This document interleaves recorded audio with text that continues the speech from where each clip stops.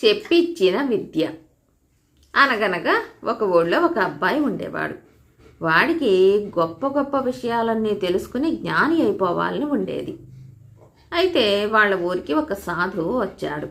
అది తెలిసి ఆ అబ్బాయి ఆ సాధువు వద్దకు వెళ్ళి, స్వామి, నాకు జ్ఞానం ఉపదేశించండి, మీ ఉపదేశంతో నేను జ్ఞానినైపోతాను అన్నాడు.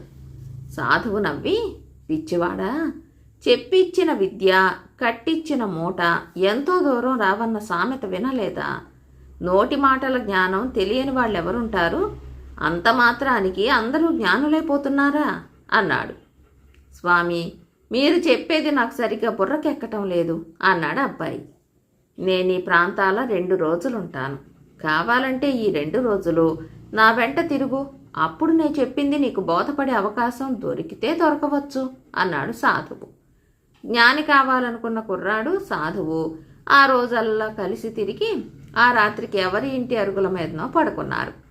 అయితే అది ఒక దొంగవాడి ఇల్లు.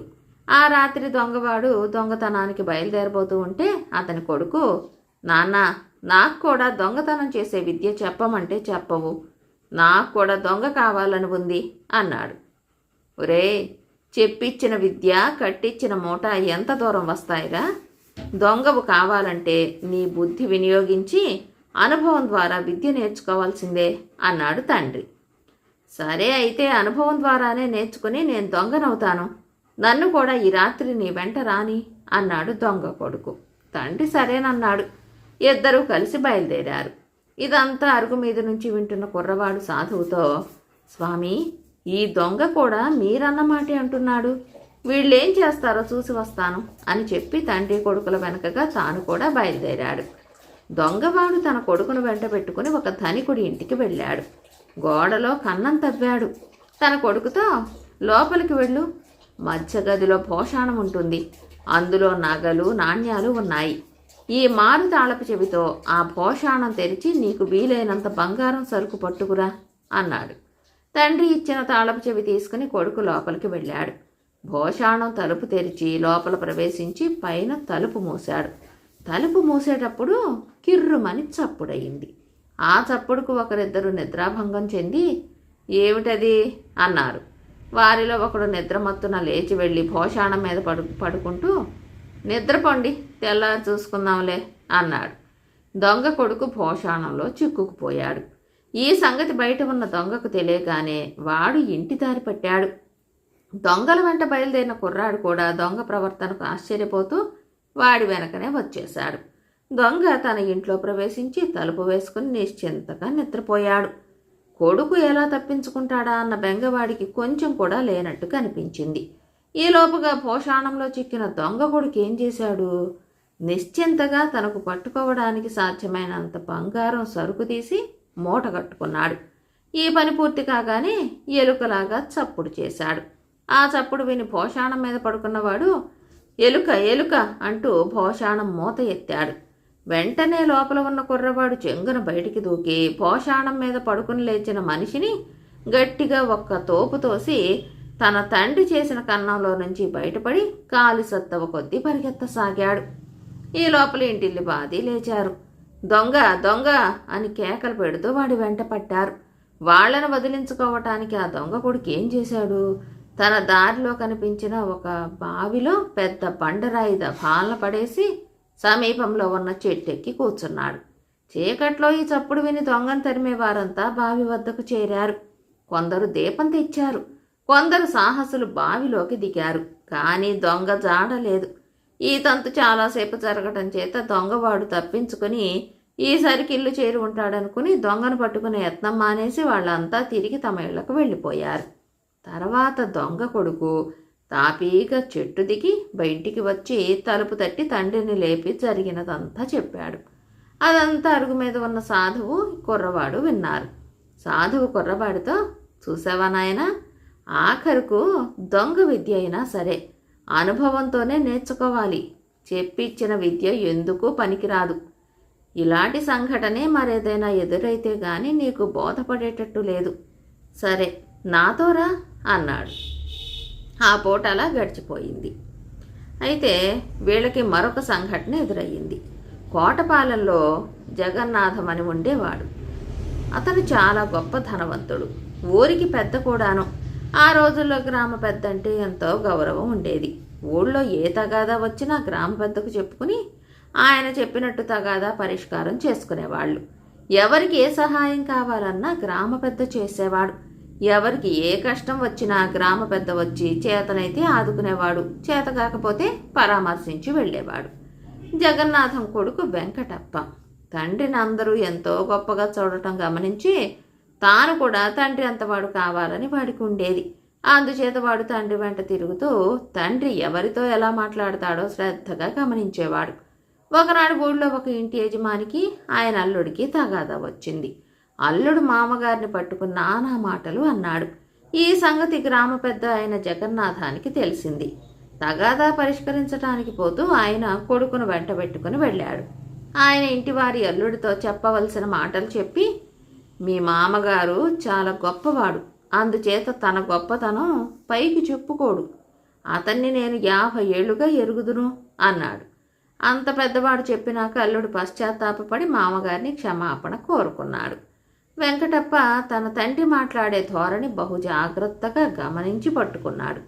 ఒకనాడు వాడు వీధిని వెళుతూ ఉండగా విశ్వనాథం గారనే ఆయన ఇంటి దగ్గరికి వచ్చేసరికి కోలాహలంగా ఉంది. జరిగిందేమిటంటే ఆ ఇంట దొంగతనం జరిగింది. వారి పని మనిషిని సందేహించి పట్టుకుని గొంజకు కట్టి పెట్టారు. వాడి భార్య లబోమని ఏడుస్తూ తన మొగుడేమీ చెయ్యలేదంటోంది. వెంకటప్ప లోపలికి వెళ్ళి ఈ సంగతంతా గ్రహించి, వీణ్ణి నేను 50 ఏళ్ల నుంచి ఎరుగుదును, మంచి దొంగ, ఈ చుట్టుపక్కల ఇటువంటి దొంగ లేడు, వాణ్ణేమి అనకండి అన్నాడు. వెంకటప్ప మాటలు వెర్రి మాటలని ఎవ్వరూ అనుకోలేదు. వాడే దొంగతనం చేశాడన్న సంగతి ఎంత చమత్కారంగా చెప్పాడో చూసారా? జగన్నాథం గారి కొడుకు కాదు అని అతన్ని అందరూ మెచ్చుకున్నారు.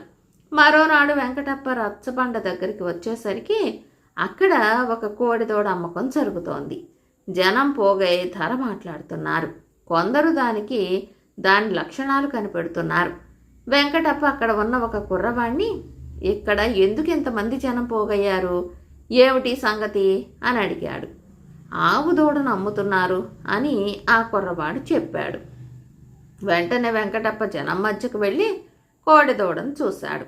అక్కడున్న వారిలో ఒకడు, 100 రూపాయలు అడుగుతున్నారు బాబు, తమరు చూసి చెప్పండి, అంత ఖరీదు చేస్తుందేమో అన్నాడు. వెంకటప్ప దూడ మీద చెయ్యి వేసి నిమిరి, ఓ భేషైన ఆవు, ఈ చుట్టుపక్కలంతా దీని పాలే తాగుతారు, నేను 50 ఏళ్ల నుంచి ఎరుగుదును, 100 రూపాయలేమిటి, ఎంత ఇచ్చినా ఇవ్వవచ్చు అన్నాడు. వెంటనే వెంకటప్ప వట్టి బరుడుతాయని వాళ్ళందరికీ తెలిసిపోయింది. ఆనాటి నుంచి వాడికి వెంకటప్ప అనే పేరు పోయి వెంగళప్ప అనే పేరు వచ్చింది. దయ్యపు తిండి. ఒకనాటి రాత్రి చిత్రపురం రాజుగారు నోరు తెరుచుకుని గాఢ నిద్రపోతూ ఉండగా ఒక పిశాచి ఆయన నోట ప్రవేశించింది. మర్నాడు లేస్తూనే ఆయన భరించలేని ఆకలితో లేచాడు. వంటవాళ్లు మామూలుగా తెచ్చిపెట్టిన ఫలహారం ఆయనకు తోపానికి రాలేదు. వంటవాళ్లు నిర్ఘాంతపోయి రకరకాల వంటకాలు చేయనారంభించారు. భటులు పళ్ళు ఫలాలు తెచ్చి రాజుగారికి అందించారు. తయారైన వంటకాలు వేడివేడిగా తెచ్చి వంటవాళ్లు ముందు పెడుతూ ఉంటే రాజుగారు వాటిని అమాంతం తినేశాడు. 20 మంది తినగలిగినంత ఆహారం తినగా రాజుగారి ఉదయపు ఫలహారం పూర్తయింది. ఇక మధ్యాహ్న భోజనం విషయం చెప్పనే అక్కర్లేదు. వంటవాళ్ళు 4 గొర్రెలను, 10 కోళ్లను, మణుగు కూరలను, 10 మానికల బియ్యాన్ని వండి వార్చి సిద్ధంగా ఉంచారు. రాజుగారు అదంతా ఒక్కడే తినేశాడు. రాజుగారికి పట్టుకున్న ఈ దయ్యపు ఆకలి దివాణానికి ఒక పెద్ద సమస్య అయ్యింది. వైద్యులు వచ్చి పరీక్ష చేసి రాజుగారికి ఏ జబ్బు లేదన్నారు. ఆయన చూడటానికి మామూలుగానే ఉన్నాడు. ఆయనకు కావలసిన తిండి సేకరించుకురావటానికి భటులు గ్రామాల మీద పడ్డారు. త్వరలోనే దేశమంతా గొల్లైపోయే ప్రమాదం ఏర్పడింది. ఈ దయ్యపు ఆకలి రాజుగారికి కూడా సమస్య అయ్యింది. తనకు కావలసినంత ఆహారం సేకరించటం తన భటులకు కూడా క్రమంగా సాధ్యం కాకుండా పోతున్నదని గమనించి ఆయన తన సామంతుల మీద బరువు వేయనారంభించాడు. ఆయన ఒక్కొక్క సామంతు వద్దకు వెళ్ళి వారమో 2 వారాలో నెలో అతిథిగా ఉండసాగాడు. రాజుగారికి తిండి సంపాదించే భారం వాళ్లపైన పడింది. రాజుగారు వస్తున్నారంటేనే వాళ్లకు గుండెల్లో రాయి పడేది. ఆ రోజుల్లోనే సభాపతి అనే ఒక బ్రహ్మచారి యువకుడు కాశీలో సకల విద్యలు అభ్యసించి అనేక మంది పండితుల మెప్పు పొంది స్వదేశానికి తిరిగి వస్తూ చిత్రపుర రాజ్యంలోని ఒక సామంతుడి ఇంటికి అతిథిగా వచ్చాడు. ఆ చుట్టుపక్కల ఉండే విద్వాంసులందరూ సభాపతి రాక విని చూడవచ్చారు. విద్వద్గోష్ఠి జరిగింది. సభాపతి అనేక వింత విషయాలు, హాస్య విషయాలు చెప్పి అందరినీ నవ్వించాడు. అందరూ నవ్వినా సామంతుడి ముఖాన హాస్యరేఖ కనిపించలేదు. ఇది గమనించిన సభాపతి, ఏం బాబు, మీ మనస్సు అన్యాయత్తంగా ఉన్నట్టున్నది, విచార కారణమేమీ లేదు కదా అని అడిగాడు. దానికి సామంతుడు, విచార కారణం లేకే, ఈ సాయంకాలమే మా రాజుగారు అతిథిగా వస్తున్నట్టు వార్త వచ్చింది అని రాజుగారికి తాను అందించవలసిన దయ్యపు తిండి గురించి సవిస్తరంగా చెప్పాడు. అంతా విని సభాపతి కొంచెంసేపు ఆలోచించి, మీ రాజుగారి సమస్య మీకేమీ లేకుండా నేను చేస్తాను, మీరు మాత్రం ఒక రోజల్లా నేను చెయ్యమన్నట్టు చెయ్యాలి అన్నాడు. సామంతుడు సరేనన్నాడు. సూర్యాస్తమయమయ్యే వేళ రాజు వస్తూనే ఫలహారం ఫలహారం అని కేక పెట్టాడు. రాజుగారికి ఒక్కడికి పీట వేసి ఆయన ముందు పిండి వంటలు, పళ్ళు, పళ్ళాలతో తెచ్చి ఉంచారు. ఆయన వాటన్నిటినీ ఆరగించసాగాడు. సభాపతి కొంత దూరంలో కూర్చుని ఒక ఎండుగడ్డి పోచ నోట పెట్టుకుని నమలను ఆరంభించాడు. రాజుగారు అది చూసి, నీకేమైనా పిచ్చా ఏమిటి, పశువులాగా ఎండుగడ్డి తింటున్నావు అని అడిగాడు. పిచ్చి కాదు మహారాజా, తమ పంక్తిని మరెవ్వరూ లేకపోవటం భావ్యంగా ఉండదని ఇలా చేస్తున్నాను అన్నాడు సభాపతి. రాజుకి ఈ మాట చురుక్కున తగిలింది. ఆయన తన ముందున్న పళ్ళేల్లో ఒకటి తీసి సభాపతికి ఇచ్చాడు. సభాపతి ఆ పండు వలుస్తూ, నాది ఒక్క మనవి, తమరు అంగీకరిస్తే మనవి చేస్తాను అన్నాడు. ఏమిటది అని రాజు అడిగాడు. రాత్రి భోజనం చేసే లోపల తమరు కాసేపు నిద్రపోవాలి అన్నాడు సభాపతి. నేనెలాగూ చిన్న కునుకు తీద్దామని అనుకుంటున్నాను, అందుచేత నీ కోరిక తీర్చడం ఏమంత కష్టం కాదు అన్నాడు రాజు. ప్రయాణపు బడలిక, భుక్తాయాసము తోడు కావటం చేత రాజు ఒక గదిలో పడుకొని నిద్రపోయాడు. ఆయన నిద్రించే సమయంలో సభాపతి రాజుగారి కాళ్ళు చేతులు గట్టిగా బంధించమని సామంతుడి నౌకర్లకు చెప్పాడు. తన నౌకర్లు పనిచేసేటప్పుడు సామంతుడు అక్కడ లేకుండా వెళ్ళిపోయాడు. కాసేపటికి రాజుగారు నిద్రలేచి తాను బంధితుడై ఉన్నట్టు గ్రహించాడు. ఆయనకు ఆకలి కూడా దహించిపోతూ ఉంది. ఆయన నిద్రలేచినట్లు తెలియగానే సభాపతి వంటవాళ్ల చేత రకరకాల కూరలు, పిండి వంటలు, పాయసాలు, వెన్న, నెయ్యి చిన్న చిన్న మొత్తాలలో తెప్పించి తన ముందు పెట్టుకుని కూర్చున్నాడు. వాటిని చూస్తుంటేనూ, వాటి వాసన తగులుతుంటేనూ రాజుగారి ఆకలి మరింత అవుతోంది. మహారాజా, తమకొక వింత విషయం చెప్పాలి. ఈ విషయం ఒక సిద్ధుడి ద్వారా నేను తెలుసుకున్నాను. హిమాలయ పర్వతాల మధ్య ఒక లోయ ఉన్నది. ఆ లోయలో ఒక పెద్ద భవనం ఉంది. అది మామూలు భవనం కాదు. దాని గోడలు జున్నుతో కట్టారు. దాని ద్వారాలకు గారెలు, జిలేబీలతో తోరణాలు కట్టారు. దాని లోపలి అరుగులు హల్వాతో చేసినవి. దాని కప్పు రొట్టెలతో పరిచారు. ప్రతి గదిలోనూ చిన్న కొలను ఉంటుంది. ఒక కొలను నిండా వేడి వేడి పాయసం, ఒక కొలను నిండా పాలమేగడ, ఒక కొలను నిండా ద్రాక్షరసం, ఇంకో కొలను నిండా టెంకాయ పాలు. ఈ కొలనుల చుట్టూ చిత్రాన్నాలు గట్లుగా అమర్చారు. ఈ విధంగా వర్ణిస్తూ సభాపతి తన ముందున్న భక్ష్యాలను రాజుగారి ముక్కు దగ్గరికి, నోటి దగ్గరికి తీసుకుపోయి మళ్ళీ వెనక్కు తీస్తూ వచ్చాడు. ఇలా కొంతసేపు అయ్యాక రాజుగారి నోట్లో ఉన్న పిశాచం ఇక భరించలేకపోయింది. అది సభాపతి చేతిలో ఉన్న భక్ష్యాలను అందుకోవటానికి బయటికి దూకేసింది. వెంటనే సభాపతి దాన్ని ఒడిసి పట్టుకుని తీసుకుపోయి వంటశాలలోని గాడి పొయ్యిలో వేసేశాడు. పిశాచి తన నోటి నుంచి బయటికి పోయిన క్షణంలోనే రాజుగారికి స్పృహ తప్పిపోయింది. ఆయన మర్నాడు ఉదయానికల్లా సుఖంగా లేచాడు. కానీ ఆయనకు పూర్వం ఉన్న బెర్రి ఆకలి అంతా పోయింది. తోటి వాళ్ళందరూ ఫలహారం చేసినట్టుగానే చేశాడు. తన వ్యాధి నయమైనందుకు ఆయన ఎంతో సంతోషించి సభాపతికి ఎన్నో విలువైన కానుకలు ఇచ్చి సన్మానించాడు. వాటితో సభాపతి తన స్వదేశం చేరుకుని పెళ్ళాడి సుఖంగా ఉన్నాడు. సమాప్తం. ముసలమ్మ యుక్తి. పూర్వం ఒక గ్రామంలో సీతారామయ్య అనే ఒక పండితుడు ఉండేవాడు. ఆయన ఊరి పిల్లలకు చదువు సంఖ్యలు నేర్పి గురుదక్షిణలు పొంది 500 రూపాయలు వెనక వేసుకున్నాడు. ఇంతలో కాశీలో ఒక విద్వత్సభ జరిగింది. సీతారామయ్యకు కూడా పిలుపొచ్చింది. ఆయన తన దగ్గర నిలవ ఉన్న డబ్బు ఎవరి దగ్గర దాచి ఉంచాలా అన్న సమస్య సీతారామయ్యకు ఏర్పడింది. ఇంటి దగ్గరే ఉంచుదామంటే భార్య ససేమిరా వద్దంది. సొమ్ము భయంకరమైంది, దానికి నేను కుక్క కాపలా కాయలేను. ఏ రాత్రి వేళో దొంగలు వచ్చి పడి నా ప్రాణాలు తీసేస్తారు అన్నదావిడ. ఎక్కడ దాస్తే సొమ్ము భద్రంగా ఉంటుందా అనుకుంటూ సీతారామయ్య కోటయ్య అంగడికి వెళ్ళాడు. తనకు ఏర్పడిన సమస్య గురించి కోటయ్యకు చెప్పి, నీ సలహా ఏమిటి? ఈ డబ్బు ఎవరి దగ్గర దాచిపెడితే క్షేమం అంటావు అని అడిగాడు. బాబు, డబ్బు దగ్గర ఆ బ్రహ్మదేవుణ్ణైనా నమ్మవద్దు, అది మహాపాపిష్టిది అన్నాడు కోటయ్య. వీళ్ళిద్దరూ మాట్లాడుతూ ఉండే సమయంలో అంగడి గుమాస్తా ఒక స్త్రీకి నెయ్యి తూచి ఇచ్చి డబ్బు తీసుకుని పంపేశాడు. కోటయ్య ఈ అమ్మకం వివరాలు కనుక్కొని, ఓరి పాపిష్టివాడా, ఆ మనిషి దగ్గర 4 దమ్మిడీలు అధికంగా పుచ్చుకున్నావు. మనకు న్యాయంగా రావాల్సిన లాభం 1 దమ్మిడీ అయితే 5 దమ్మిడీలు లాభం పట్టావు. నీకెన్ని మార్లు చెప్పినా నీ బుద్ధి మారదు.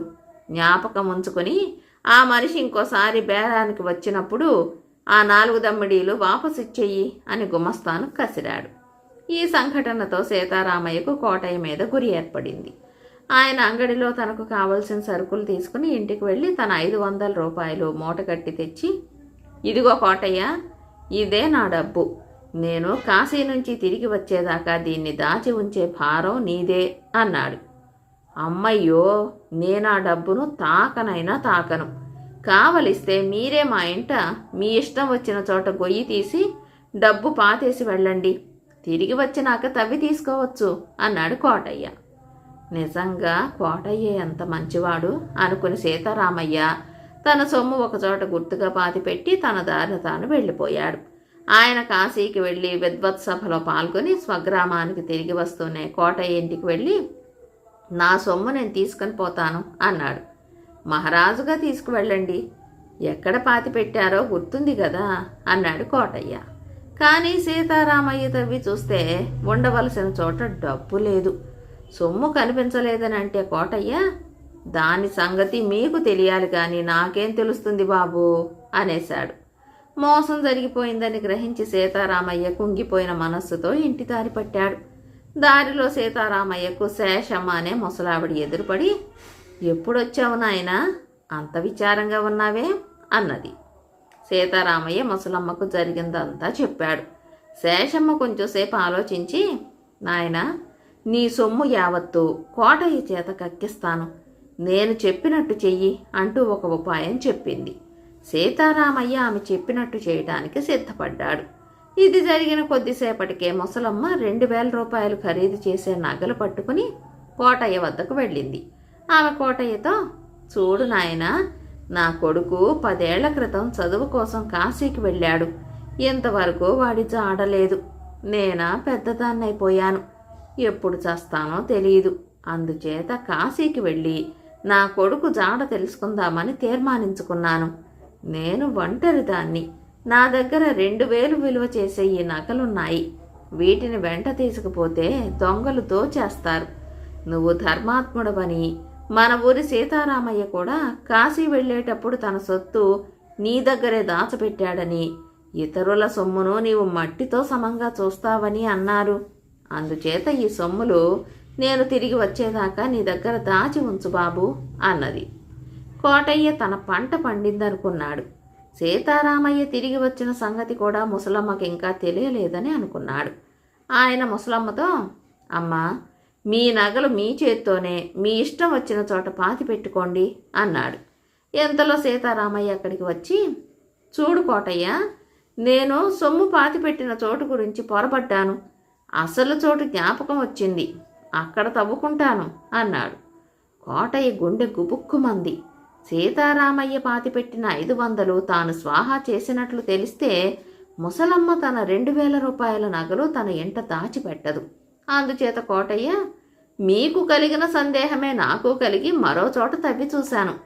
మీ మూట చెక్కు చెదరకుండా దొరికిపోయింది అంటూ లోపలికి వెళ్ళి సీతారామయ్య మూట తెచ్చి సీతారామయ్య చేతికిచ్చేశాడు. ఇది జరగగానే ముసలమ్మ సీతారామయ్య కేసి పరకాయించి చూసి, ఎవరు? సీతారామయ్యేనా? కాశీ నుంచి ఎప్పుడొచ్చావు నాయనా? చూడు, అక్కడ మా అబ్బాయి గాని కనిపించాడా అని అడిగింది. సీతారామయ్య ఆమెతో, ఇంతకు ముందే చేరుకున్నాను. కాశీలో మీ వాడు కనిపించాడు. నాకు 2 రోజులు వెనకగా బయలుదేరుతున్నానని, మిమ్మల్ని బెంగపడవద్దని చెప్పాడు అన్నాడు. అమ్మయ్య, బతికించావు. అయితే మరి నేను కాశీ వెళ్ళవలసిన అవసరం లేదన్నమాటే అంటూ ముసలమ్మ సీతారామయ్యతో సహా బయలుదేరింది. జరిగింది చూసి కోటయ్య నిర్ఘాంతపోయాడు. కథ సమాప్తం. బేతాళ కథ కృతాకృతుడు. పట్టువదలని విక్రమార్కుడు చెట్టు వద్దకు తిరిగి వెళ్ళి శవాన్ని దించి భుజాన వేసుకుని ఎప్పటిలాగే మౌనంగా శ్మశానానికేసి నడవసాగాడు. అప్పుడు శవంలోని బేతాళుడు, రాజా, ఒకందుకు నిన్ను చూస్తే నాకు సంతోషంగా ఉంది. నీవు కృతాకృతుడిలాగా కాకుండా ఆరంభించిన పని ఆశాంతం నెరవేరేదాకా ప్రయత్నం మానడం లేదు. నీకు శ్రమ తెలియకుండా ఉండటానికి ఆ కృతాకృతుడి కథ చెబుతాను విను అంటూ ఈ విధంగా చెప్పసాగాడు. ఒకప్పుడు కృతాకృతుడనే పండితుడొకడుండేవాడు. అయితే వాడు వేదాధ్యయనం మాని కులభ్రష్టుడై అస్తమానము జోదర్లతోనూ విటులతోనూ తాగుబోతులతోనూ తిరిగేవాడు. రాత్రివేళ ప్రేతభూములలో తిరుగుతూ అక్కడి క్షుద్రోపాసకుల పరిచయం సంపాదించి వాళ్ల సహాయంతో పొట్టపోసుకుని అతి నీచమైన జీవితం జీవిస్తూ వచ్చాడు. ఒకనాడు రాత్రిపూట వాడు శ్మశానానికి వెళ్ళేసరికి అక్కడ శవాలు దహనమవుతున్నాయి. పిశాచాలు వికట నృత్యం చేస్తున్నాయి. అప్పుడొక బేతాళుడు కృతాకృతుణ్ణి సమీపించి, నాకు నరమాంసం తెచ్చి పెడతావా, నిన్ను పీక్కు తినమన్నావా అని అడిగాడు. నరమాంసమైతే తేగలను గాని అందుకు నాకేమిస్తావు అని కృతాకృతుడు బేతాళుణ్ణి అడిగాడు. ఆరోగ్యవంతుడైన వాడి మాంసం తెచ్చిపెట్టావంటే నీకు మృత సంజీవి మంత్రం చెబుతాను అన్నాడు బేతాళుడు. ఆ మంత్రం ఒక్కటి చాలదు. జోదంలో ఎల్లప్పుడూ గెలిపించే పాచికలు కూడా ఇచ్చావంటే నువ్వు కోరినట్టు మాంసం తెస్తాను అని కృతాకృతుడు బేరమాడాడు. సరే, అలాగే కానిమ్మన్నాడు బేతాళుడు.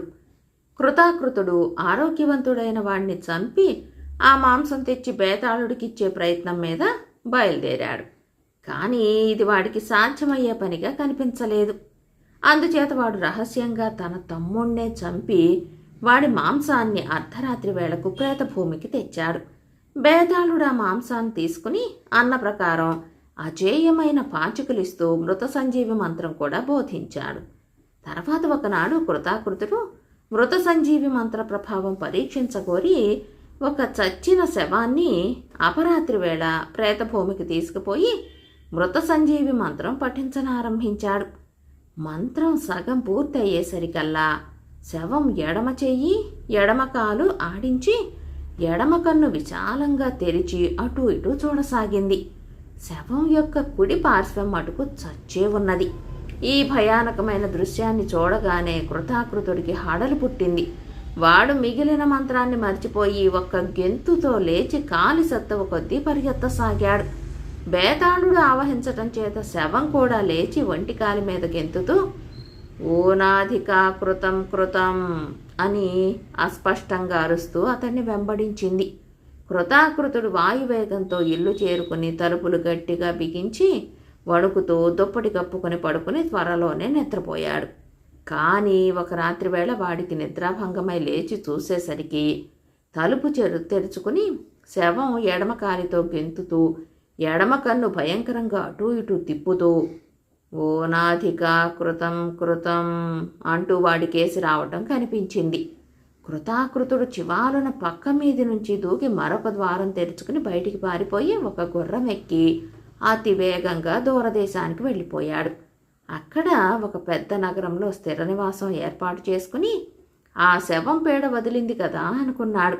వాడు అక్షయమైన తన పాచికలతో జోదంలో అందరినీ ఓడించి అంతులేని ధనం సంపాదించి సమస్త భోగాలు అనుభవిస్తూ ఇతర జోదగాళ్లకు విందులు చేస్తూ సుఖంగా కాలక్షేపం చేయసాగాడు. ఒకనాటి రాత్రి ఒక జోదపుటింట్లో వాడు పాచికలు ఆడుతూ ఉండగా సగం బతికిన శవం ఒంటికాలిపై గెంతుతూ ఒంటికన్ను భయంకరంగా అటూ ఇటూ తిప్పుతూ ఓ నాధికా కృతం కృతం అంటూ అక్కడికి వచ్చింది. కృతాకృతుడు దాన్ని చూసి కెవ్వున కేక పెట్టి జోదమాడే బల్ల మీదుగా దూకి మరొక వాకిలి గుండా బయటికి వెళ్ళి ఏక పరుగున నగరం దాటి అరణ్యానికి అడ్డం పడి ఎంతో దూరాన ఉన్న మరొక నగరం చేరుకున్నాడు. అక్కడ జోదపుటింట్లో ఉన్న వాళ్ళందరూ ఆ భీకర దృశ్యం చూసి గుండెలు అవిసి చచ్చారు. ఈ కొత్త నగరంలో కృతాకృతుడు కొంతకాలం పాటు మారు వేషం వేసుకుని కలుగులోని ఎలుకలాగా దాగి ఉండి తర్వాత ధైర్యం వచ్చి తిరిగి జోదమాడి డబ్బు సంపాదించటం ఆరంభించాడు. ఒకనాడు కృతాకృతుడు మేడ మీద తన ప్రేయస్తో సహా కూర్చుని ఉండగా శవం వారున్న చోటికి ఒంటికాలిపై గెంతుతూ ఒంటికన్నుతో నిప్పులు కక్కుతూ ఓ నాధికా కృతం కృతం అని భయంకరంగా అరుస్తూ వచ్చింది. ఆ దృశ్యాన్ని చూడగానే కృతాకృతుడి ప్రియురాలు భయంతో పెద్దగా ఒక కేక పెట్టి ప్రాణాలు వదిలింది. శవం నుంచి తప్పించుకోవడానికి కృతాకృతుడు మేడ మీది నుంచి వీధిలోకి దూకి తాను కూడా ప్రాణాలు వదిలాడు. బేతాళుడి కథ చెప్పి, రాజా, నాకొక సందేహం. ఓనాధికా కృతం కృతం అనటంలో శవం యొక్క అభిప్రాయం ఏమిటి? నీకు తెలిసి కూడా చెప్పకపోయావో నీ తల పగిలిపోతుంది అన్నాడు. దానికి విక్రమార్కుడు, ఓనాధికా కృతం కృతం అంటే తక్కువ చేసినది, ఎక్కువ చేసినది, అసలే చెయ్యనిది అని అర్థం. ఈ మాటల్లో ఉండే అర్థం స్పష్టంగా తెలుస్తూనే ఉన్నది. ప్రారంభించిన పని పూర్తి చేయటానికి సాహసం లేని వాళ్ళు ఎక్కువైనా చేస్తారు, తక్కువైనా చేస్తారు. అందుచేత వాళ్ళు ఉభయభ్రష్టులవుతారు. సన్మార్గులు నీచయత్నాలు ఆరంభించరు. పాపకృత్యాలు చేసే సాహసం గల దుర్మార్గులు తమ ప్రయత్నాలను చివరంటా సాగించి వాటి సత్ఫలితాలను ఈ లోకంలోనైనా అనుభవిస్తారు. పిరికివాళ్ళు ఈ రెండు తరగతుల కింద రారు. వారు పాపపు కార్యాలు ఆరంభిస్తారు కానీ వాటిని ముగించే సాహసం ఉండదు. వాళ్ళు ఉభయభ్రష్టులైపోతారు. ఇదే శవం అన్న మాటలకు అర్థం అన్నాడు. రాజుకి ఈ విధంగా మౌనభంగం కలగగానే బేతాళుడు శవంతో సహా మాయమై తిరిగి చెట్టెక్కాడు. కథ కంచికి మనమింటికి.